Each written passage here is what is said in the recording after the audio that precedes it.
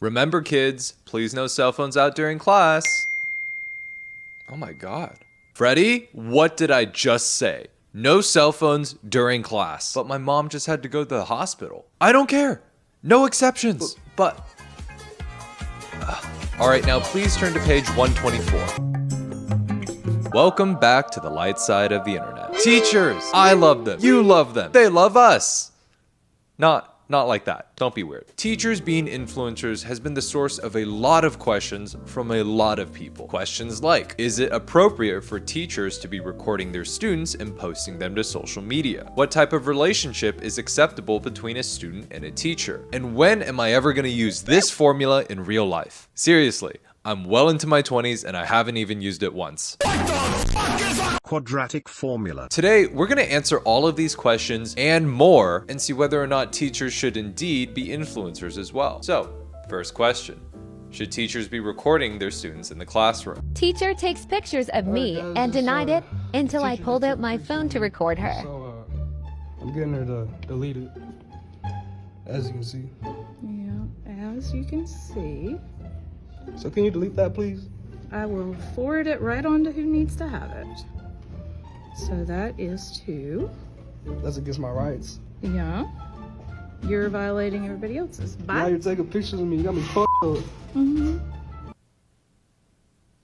So at first glance, my answer is no. Okay. Obviously, I'm being facetious here. This is definitely not what I meant when I said teacher influencers, but it does highlight the fact that there are supposed to be boundaries between students and teachers. You know, this thing, the thing that separates you, the teacher, and getting fired.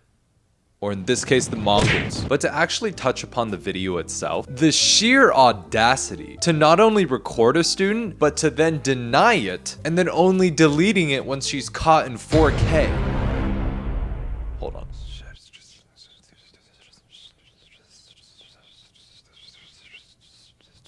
Only deleting it when she's caught in 2K. I think teachers as a whole are amazing. They sacrifice incredible amounts of resources, time, and oftentimes their own sanity in order to educate and teach us morons about the power of music. But this video does suggest that there may be some teachers who may not have their students' best interests at heart. And that's why boundaries exist. Much like how the Great Wall of China wasn't designed to keep everybody out. It was built to keep out a specific group of people that kept on, you know, invading China from the north.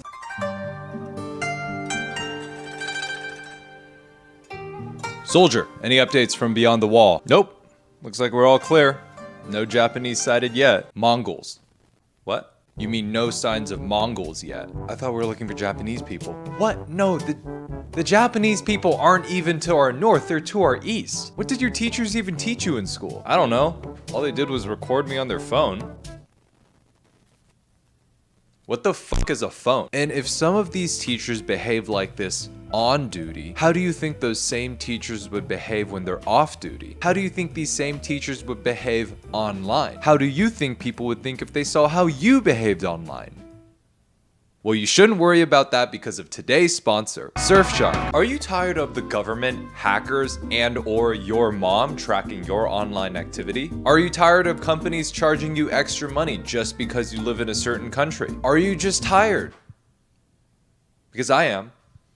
I'm tired. Surfshark can help with that. Surfshark is one of the highest rated VPN services out there that protects your data and allows you to access content and prices that would otherwise be geographically locked from you. I'm actually going to Japan soon for vacation, and no, I do not mean Mongolia. And I was actually able to find cheaper hotel and flight prices just by digitally changing my geography, saving me over $100. Now, how does this all work? All I did was change the server that my device was connected to from the US-based one to the Japan-based one, as if everything wasn't already expensive enough. I really shouldn't be going to Japan.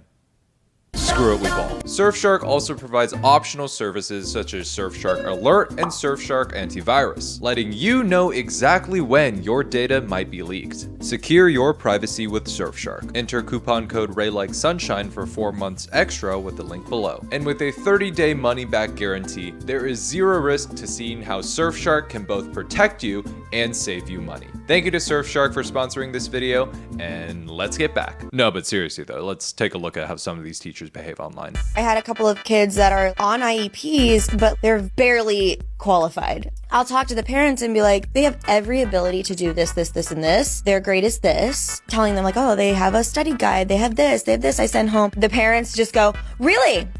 They death stare their child. And I'm not trying to get the kid in trouble, but I'm like, you messed up. I love that moment when you tell the parents what's going on and then the parents just slowly turn and look at the kid like, oh, that's not what you told me. And you just know right away like, oh, this is not going to go good once they get in the car. For those of you who aren't familiar what an IEP is, it stands for an Individualized Education Program, designed for students who have disabilities as determined by the law. So we're not talking about Chet, who vapes in the bathrooms and doesn't do his homework. We're not talking about Brad, who is a third-year super senior and claims his girlfriend is an 18-year-old freshman. We're talking about Ray, who has severe ADHD and thinks gorgeous is spelled like this. Ray could also be a complete asshole, but that has nothing to do with the fact that he has ADHD. And with that being said, that makes me really concerned about how the next part of this conversation goes. I have a few students like that this year that are like trying to play it like their parents are the ones that aren't helping them. And I'm like, no, you don't take anything I give you home. And the best part is when you get to talk crap about the kid and the kid's there. Because you can be like, this kid is DUMB, and I would be worried about him knowing what I'm saying, but he can't spell. I would be really mad right now if I could spell. I know that teachers probably talk shit about their students in private, but I thought that was one of those things that you kind of kept under the rug. Kind of like you having a crush on a coworker in a corporate office. Or every single toy I buy for Taco. Taco, this is the 5th time you've lost your toy. What could you possibly be doing with them? I don't know, Father. I'm just a cat. Okay, valid. Go off, King. Hey, while I have you here, what do you think about this whole situation? It's a pretty cut and dry case. While I understand that teachers might need an outlet to vent about their workplace like anyone else, this type of public admission breaks down the trust between student, parent, and teacher that the educator has a student's best interest at heart. A teacher should be an advocate for their students, not a detractor, especially for students that have cognitive learning disabilities. That's actually a really good point. Of course, Father. I'm simply using my common sense. Where'd you learn how to talk? Now, granted, the producer of this podcast did post an apology. So this right here is why our words matter. There's been a lot of discussion, rightfully so, on the harmful things that were said on the Teachers Off Duty podcast. And also, before I go any further, I think it's important that I apologize for my complicity in the situation and recognize that I'm probably not the advocate that I always pride myself in being. I also have to recognize that while I didn't make the comments, I also didn't have us stop, recollect our thoughts, and reflect on what we were saying. While all of this is very well and good, the way he framed it made it seem like the only mistake that occurred was him not interjecting when the comment was made, but that was not the case. No, because this one clip that was posted on their account wasn't just a single mistake. First, it was said, then the footage was reviewed, then the footage was edited, then, presumably, the edit was reviewed, then okayed, and then posted. I'm sorry, how did nobody in this entire process object to this at any point? And the best part is when you get to talk crap about the kid and the kid's there. Don't you think this part might be a little insensitive? Yeah, maybe. Are you thinking what I'm thinking? Double it and give it to the next person? Fuck yeah, let's do it. Oh shit, there is no next person. And I want to reiterate this. I think it's great that teachers are out there being active on social media. Teachers can give other teachers resources. They can give other teachers advice. They can inspire the next generation of educators, and maybe for Christ's sake, just give me one real life use case for this equation. I am still waiting. But that being said, at the end of the day, they are still teachers and should have a level of separation from their students, which means TikToks like these maybe crossing a gray area. And you don't want to be in the gray area, okay? If you ever played Toontown, you know that gray means bad. You want to be in the green area, or maybe the blue area, or maybe even the rainbow area. Just don't go into the red area. Don't ask why. Just don't do it. You can't be best friends with your students. Why? Why? I'll tell you exactly why. It's because of the unequal power dynamic between the student and the teacher. The teacher is in a position where their power level is... You know what? I'm actually just going to show you instead. Okay.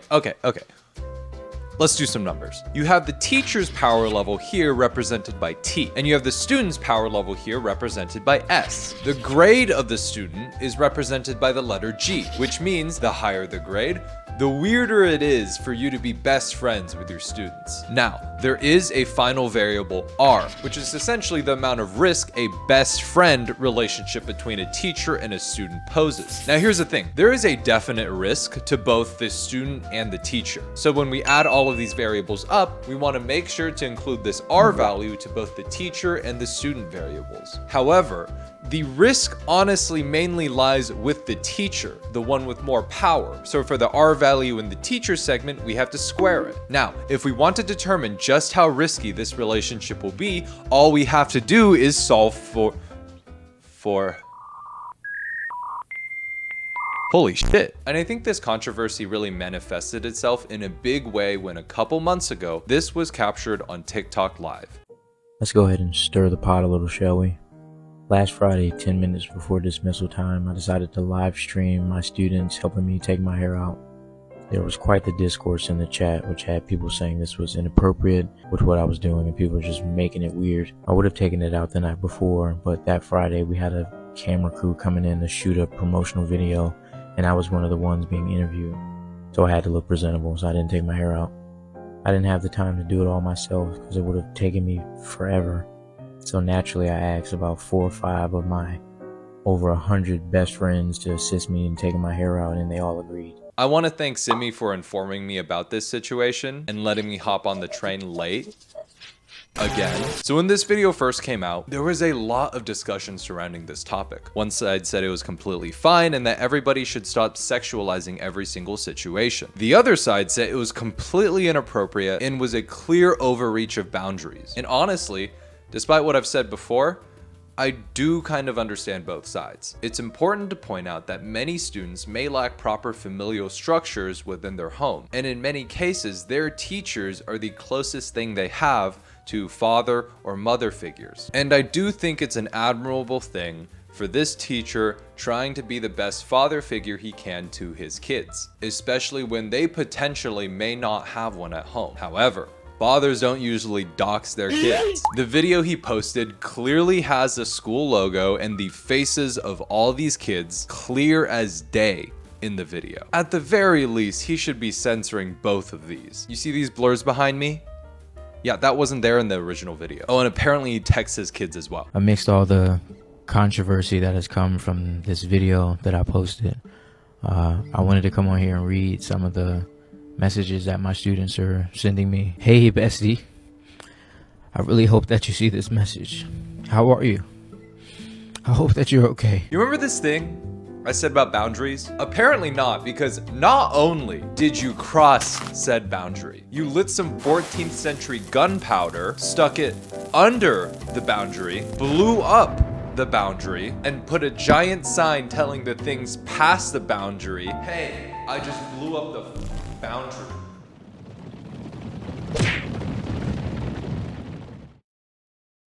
Oh, and the video is still up.